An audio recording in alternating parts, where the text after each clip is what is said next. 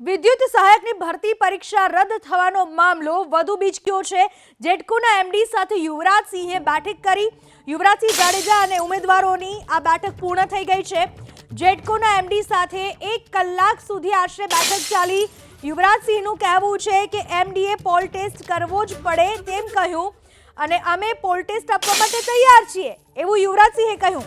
સાથે જ લેખિત પરીક્ષાની માંગ અંગે એમડીએ હૈયા ધારણા આપી હોવાનું કહેવું છે યુવરાજસિંહનું, પરંતુ માત્ર હૈયા ધારણાથી તેઓ સંતુષ્ટ નથી।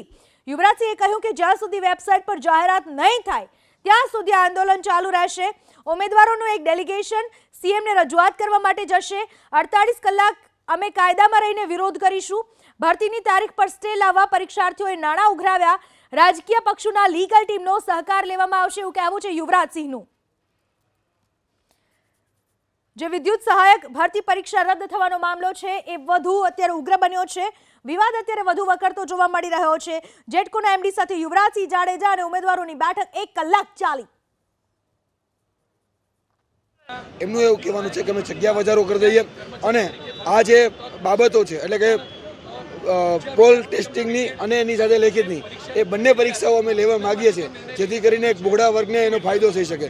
પણ અમે જે લીગલ ટર્મ્સ હોય અથવા તો બીજી ટેકનિકલ ટર્મ્સ હોય એ ટેકનિકલ ટર્મ્સ સાથે એમડી સાથે વાતચીત કરી છે અને એમડી સાથે એ પણ વાત સહમત થઈ છે કે ભાઈ ફક્ત પોલ ટેસ્ટિંગ એ લેવામાં આવે, એમાં લેખિત પરીક્ષા લેવામાં ન આવે, તો એની ઉપર અત્યારે ચર્ચાઓ ચાલી રહી છે અને પોલ ટેસ્ટિંગ ઉપર કદાચ સહમતિ આવી જાય એવું અમને લાગી રહ્યું છે।